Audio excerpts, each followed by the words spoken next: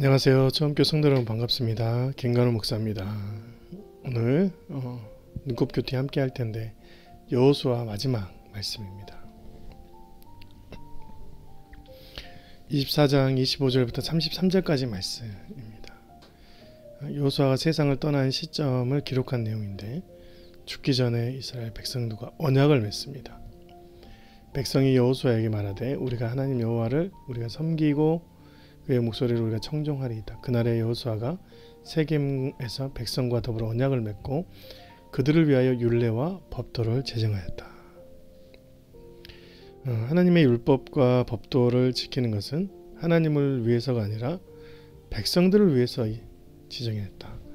정확히 말하죠. 언약을 세운다는 것은 꼭 지켜야 하는 세대의 약속입니다. 이 언약은 두 사람의 약속을 넘어서 하나님과의 약속입니다. 여호수아와 백성들의 약속이 아니라 하나님과 이스라엘 백성들 간의 약속인 것이죠. 또 이 약속은 한 사람이 죽고 없어지는 그런 언약이 아니라 영원한 세대에 이어질 마치 법도와 같은 것이죠. 사라지지 않을 말씀입니다. 그것을 돌비를 세웠어요. 여호수아가 이 모든 말씀을 하나님의 율법책에 기록하고 큰 돌을 가져다가 여호와의 성소 곁에 있는 상수리 아래에 세우고 우리에게 증거가 되리니 이는 여호와께서 우리에게 하신 모든 말씀을 이 돌이 들었습니다. 그런즉 너희가 너희 하나님 부인하지 못하도록 이 돌이 증거가 되리라. 증거를 확보하기 위해서 돌을 세웠다. 기억하는 것이죠. 예전에 같으면 우리가 이제 손가락 이렇게 새끼 손가락 깍지 껴가지고 이렇게 약속했다 이렇게 말하잖아요. 실제 우리가 이제 말로만 하면 없어지니까 그것을 세웠고 또 기억하기 위해서인 것입니다. 새끼 손가락 한다고 이제 그것이 보관이 되지 않지만 서로가 이제 기억하는 그 접촉에 기억력이 있는 것이죠. 요즘에는 어떻게 합니까? 문서로 보관한다든가 도장을 찍는다든가 또 사진을 찍는 것처럼 보관할 텐데 그때는 이것이 이 증거로서 사용할 수 있는 최고의 방법이었던 것이죠. 그래서 이 돌이 결국 하나님을 기억해내고 이 하나님과의 약속을 기억해내는 증거 삼을 수 있는 것입니다.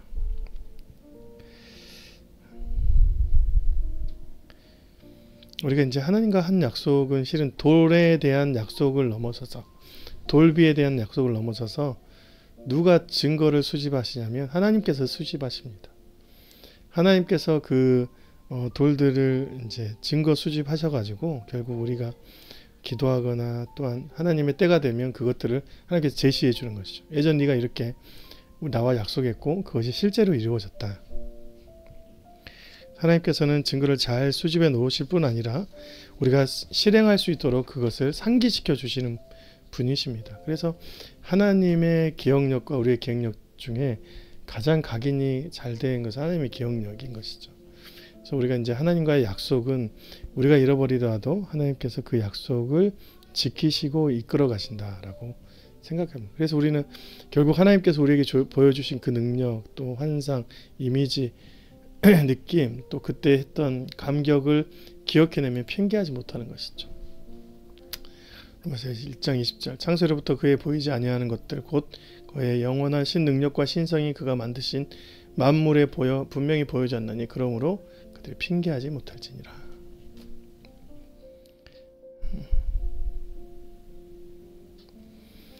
하나님께서 보여주신 능력, 신성, 보이지 않는 모든 것들 우리 안에서 드러날 때 우리는 하나님께서 주셨던 말씀이라든가 언약이라든가 그분의 존재에 대해서 없다라고 이거 필요 없네라고 핑계하지 못한다라고 하는 것이죠. 이스라엘이 여호수아가 사는 날 동안과 여호수아 이 뒤에 생존한 장로들 곧 여호와께서 이스라엘을 위하여 행하신 모든 일을 아는 자들이 사는 날 동안 여호와를 섬겼더라. 잘했습니다. 잘했어요. 생존하는 자들뿐 아니라 그의 후손들까지도 그 일들을 잘 해냈다라고 얘기를 하는 것입니다. 그리고 또 한 가지는 뭐냐면 또 이스라엘 자손이 애굽에서 가져온 요셉의 뼈를 세겜에 장사하였으니 이것은 야곱이 백시타를 주고 세겜의 아버지 함몰의 자손들에게 산 밭이라. 그것이 요셉의 자손의 기업이 되었더라. 요셉의 뼈가 지금 묻혔다는 거예요. 이것은 뭐냐면 창세기 50장에 요셉이 애굽의 총리가 돼서 거기서 죽었지만 결국 내 해골을, 내 뼈를 반드시 가지고 가서 내 언약의 땅, 약속의 땅에 꼭 묻어달라고 예언을 한 것이죠. 당신들은 여기서 내 해골을 메고 올라가겠다라 맹세받은 것입니다. 그래서 출애굽할 때 그 해골을, 유골을 가지고 나왔습니다.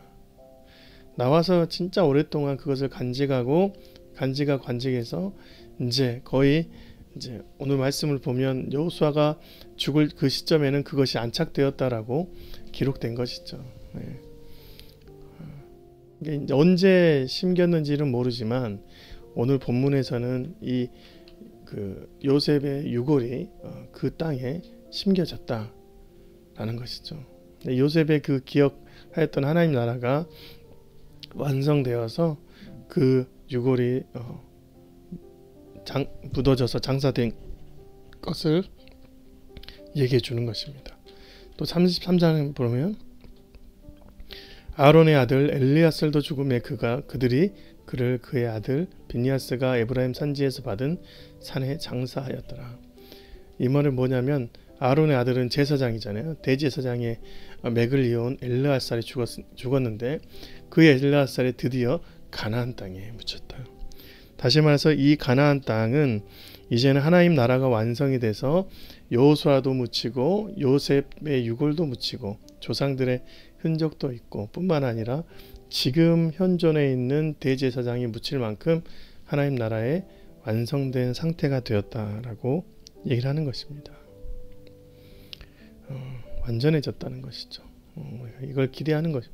우리가 이제 죽고 나면 진짜 하나도 가지고 갈 수 있는 것이 없지만 정말 하나님께서 주신 신앙이 완전해진 땅을 보면 그래도 남는 게 있는 인생이 되는 것이죠. 그 얘기를 하는 것입니다. 여호수아도 잘했고 그의 후손들도 잘했고 요셉의 유골도 잘 안착이 되었고 뿐만 아니라 그를 이끌었던 제사장들도 그곳에서 잘 장사되었다. 이렇게 말하는 것입니다. 우리의 삶이 부귀 영화를 누리다가 아무것도 없는 그런 인생이 아니라 마지막에 하나님의 공동체로 완성되어지고 그 공동체를 바라며 살아가는 저와 여러분이 되었으면 좋겠습니다. 감사합니다. 안녕히 계세요.